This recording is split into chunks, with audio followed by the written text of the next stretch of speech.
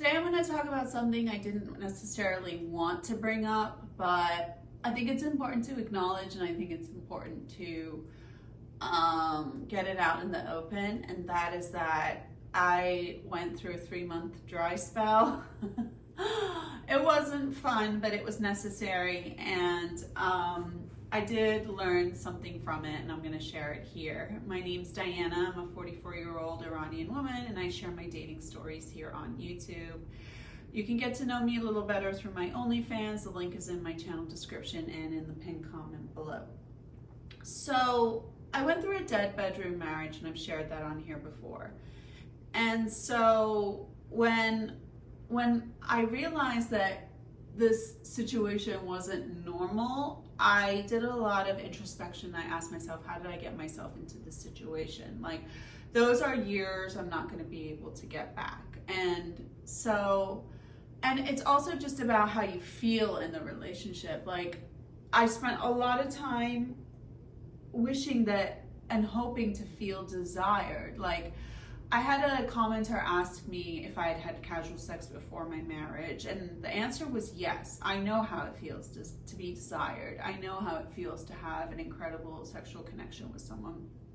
But when it came to marriage, I thought that, this was just par for the course, and it was just going to, that the dead bedroom situation was just something that I had to deal with until I started to post faceless nudes on Reddit.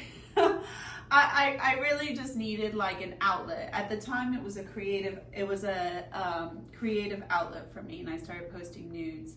It was at the height of like the COVID era, 2020, 2021, and I got so much positive feedback, and a lot of people were like, your husband's so lucky, he must want to have sex with you every night. And I was like, actually, he doesn't.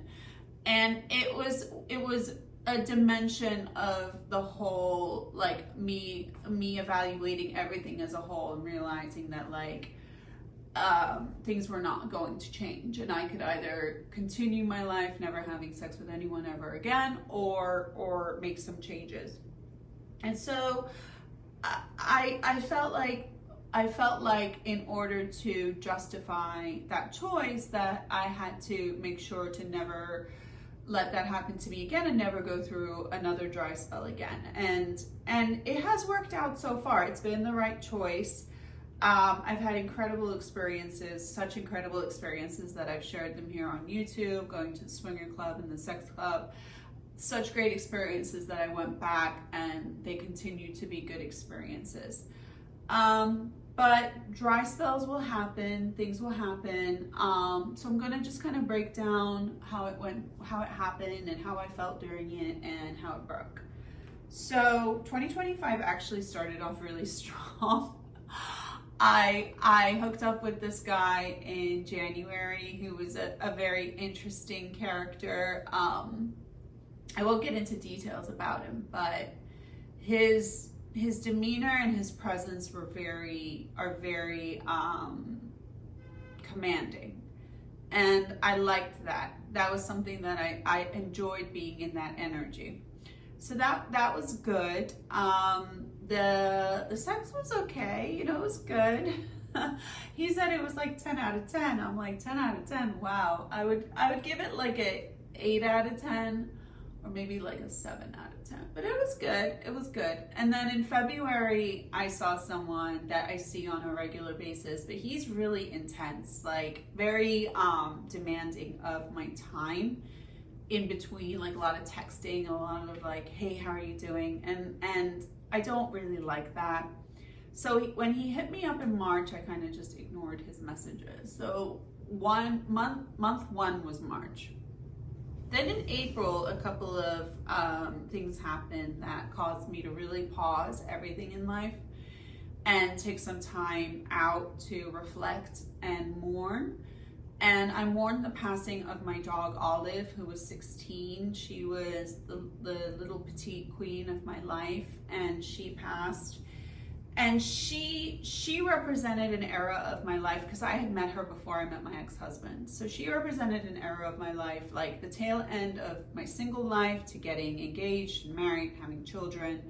and then seeing my children off to school. She encapsulated like that era, and saying goodbye to her was like the final goodbye to that era.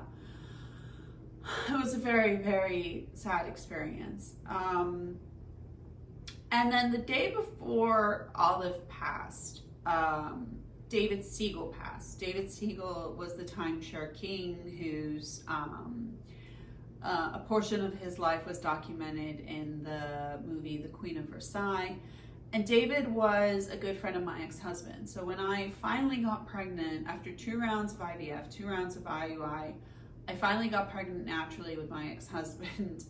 And when I was in my first trimester, the Zika virus was going through the world, and that was affecting women in the first and second trimesters of their pregnancies, and their children were being born with microcephaly.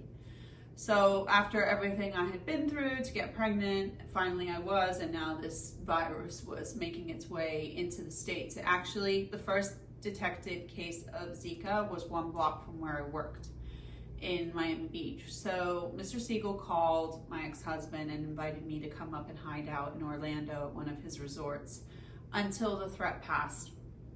So I took him up on the offer, and I took Olive with me and my little growing baby, and I lived in a 1-bedroom apartment at Westgate Lakes for 6 months, and it was one of the best experiences of my life. I really enjoyed it, and I got to spend a lot of time with David and his wife Jackie and his children and some of the executive team at Westgate.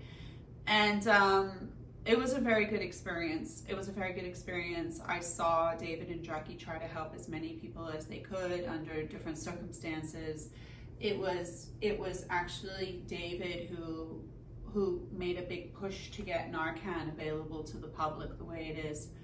And I got to see like that world in motion, and I was forever grateful. I still am grateful. So when I heard he passed on a Sunday, and then he passed on a Saturday, I think, and Olive passed on Sunday. So it was 2 very significant figures in my life that represented very important times in my life, and they passed within 24 hours of each other. And so I took the month of April to mourn. I took the month of April to mourn. I thought it was important to mourn them both, especially Olive. And so that was month 2.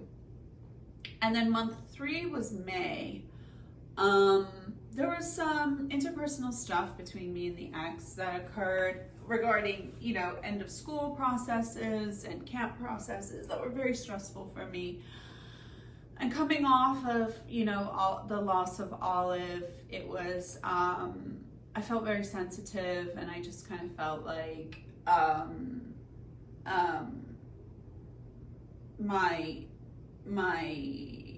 my need for some grace was not being respected. And so it was stressful. Again, it was stressful. Then in the beginning of June, my mom was in Iran at the time that Israel and Iran were attacking each other. And so that was like the third thing, you know what I mean? Another layer of stress. And she luckily did get out. She took a bus they closed the airspace, and she took a bus from Isfahan to Istanbul, from Istanbul to, flew back to the States. That was obviously very stressful again.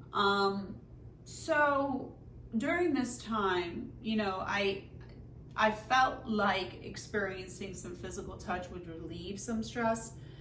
But at the same time that I said to myself I was never gonna let myself go through a dry spell or go through a dead bedroom situation again, I also said to myself that I was gonna really take my time to get into a relationship again, to have a boyfriend again. So I do not have dick on demand. When you have a boyfriend or a girlfriend, you can have sex pretty much whenever you want, right? But I don't, because I made a conscious decision to stay single for a long time. So when I needed space from February guy. So in March and April and May, I wasn't going out. The stress had caused me to to not want to go out and not want to go to the clubs and not want to go online and date. And so those 3 months were all stress and no pleasure and fun and play. I did come out of it in early June, right around the time that my mom was escaping Iran. I did come out of it. I had a great experience with an American guy. So it did end. It was 3 months, it did end. What did I learn from it? Life happens. Life will, as much as I have created space for me to do what I want when I want, life will still happen. And as much as I've tried to eliminate stress and create peace in my life, these things are just going to happen. These stressors are going to occur. And after a couple of years of like floating on cloud 9, I realized that things are going to happen that are going to dampen my spirits or kill my libido for a little while, and to not allow that to affect my self-esteem or affect my self-perception, because after a lot of introspection during my marriage and taking accountability for what had gone down, and then finding so much joy in posting those nudes on Reddit, and the joy I get from being on OnlyFans and sharing my body on OnlyFans, I've come to find that my sexuality and my sensuality is a really big part of me, and it's a part of my identity. And then when I was not able to indulge that, and I was not able to, or I was losing motivation or like the juice to post or be available on OnlyFans, I started to wonder, like, well, who am I? and I realized I had to give myself some grace. I had to give myself a little bit of space and time to accept that life is not all going to be, fun and play, that things are going to happen that I have to pay attention to, that I have to address, and it might come at the temporary pause of other things that I want to do. So luckily my dry spell did break, and most of the stress has simmered down. I mourned Olive. My mom is safe back in the States. The children have had a great summer at camp, and they're about to go to school, and that'll have its own stress as well. But that's stuff that I feel like I have built into my life as like a part of my life. Whereas the Iran stuff or the death stuff, I haven't built in to manage. So it was tough. It was a tough 3 months. It was a very tough 3 months. But I think the most important part was learning how much of my sexuality and sensuality has become part of my identity, and how it actually is really important to me, because I was very excited to get back to posting on OF and getting that kind of like feedback again. That is important to me. And getting like some juice back into my life. Like, I went out with a girlfriend the other night and we had a great time. Got hit on by a married guy. I'm gonna make a video about married men next. They say no one is as single as a married man. And so it's good to be back in action. It's good to be back in action. Tell me about your most recent dry spells, your longest dry spells, how you got out of it, what happened in the interim, whether it was by choice or by chance, and any musings or any enlightened ideas you got from the time. And I'll see you soon.